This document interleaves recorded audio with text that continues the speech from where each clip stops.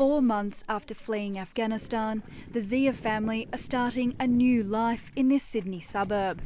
Ziola Zia applied for evacuation to Australia when the Taliban took power and began targeting educators like him. They started coming up to people and beating and abusing them, and even killing some of them. It's beautiful, but it's temporary. This house and the swimming and English lessons are being provided by supporters in the community. Crying, drinking, looking. Very good. My family, myself, have been dealt a pretty good hand. Why wouldn't we? Why wouldn't we want to contribute in any way that we can?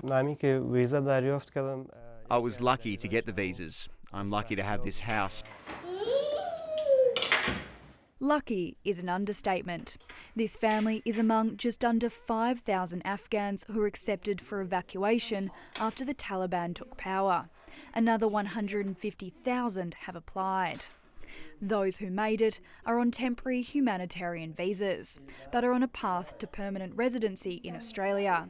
Unlike Bakir Alidad, who also fled the Taliban at the age of 17. There was no other option. If you want to survive, if you want to save your life. Bakir spends 3 days a week working on a COVID ward at Monash Hospital.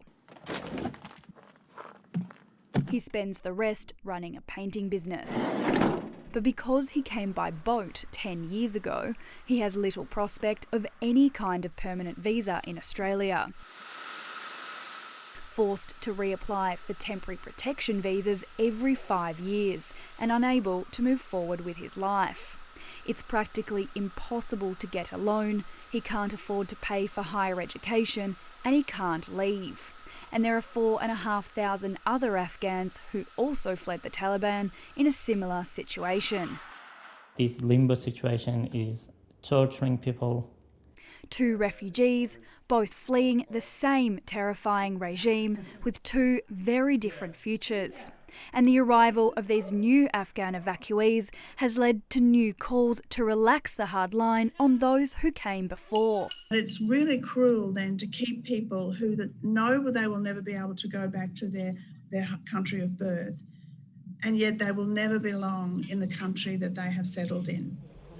This week, the Conservative Australian Christian Lobby joined other church leaders in lobbying the federal government to bring in 15,000 more Afghan refugees and end the cycle of temporary visas for people like Bakir, who've also been protesting. Say it loud, say it clear!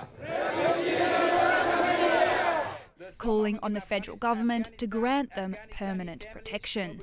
The refugees' protests and religious groups' advocacy has so far proved unsuccessful.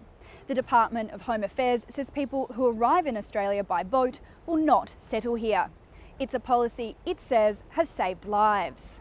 It would not take much for Australia to be gracious and kind and to lift that restriction and make these people permanent. My hope is, that at least, one day we get treated the same as everyone else.